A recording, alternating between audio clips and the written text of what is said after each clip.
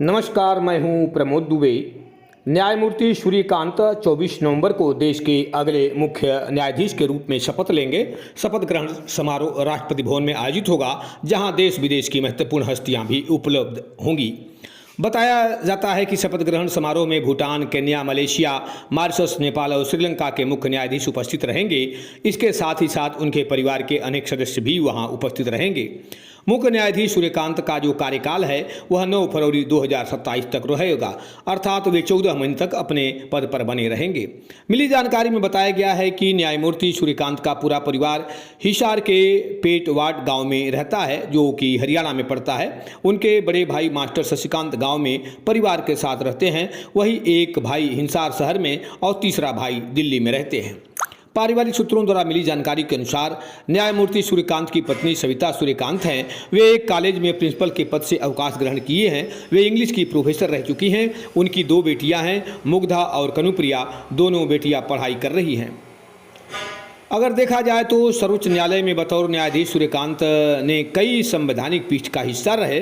अपने कार्यकाल के दौरान वे संवैधानिक, मानवाधिकार और प्रशासनिक कानून से जुड़े मामले को देखने वाले 1000 से ज़्यादा फैसलों में शामिल रहे। उनके बड़े फैसलों में आर्टिकल 370 को निरस्त करने के 223 के फैसलों को बरकरार रखना भी शामिल है।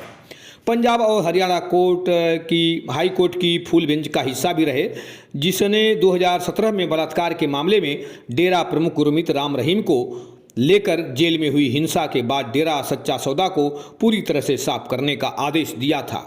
न्यायमूर्ति सूर्यकांत उस पीठ का हिस्सा थे जिसने कॉलोनियल एरा के राजद्रोह कानून को स्थगित रखा। साथ ही निर्देश दिया था कि सरकार की समीक्षा तक इसके तहत कोई नई FIR दर्ज न की जाए।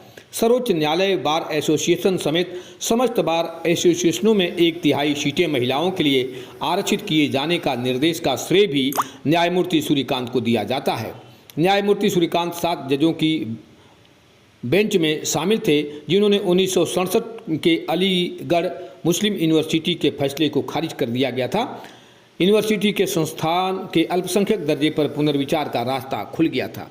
न्यायमूर्ति सूर्यकांत ने बिहार में SIR से जुड़े मामलों की सुनवाई की थी।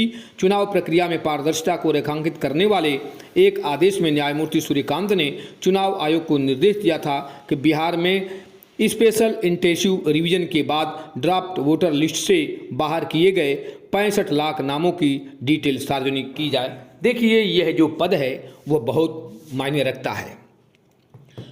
निवर्तमान जो मुख्य न्यायाधीश हैं वो उनकी विदाई का कार्यक्रम लगभग खत्म हो चुका है और नए मुख्य न्यायाधीश को हम शुभकामना देते हैं।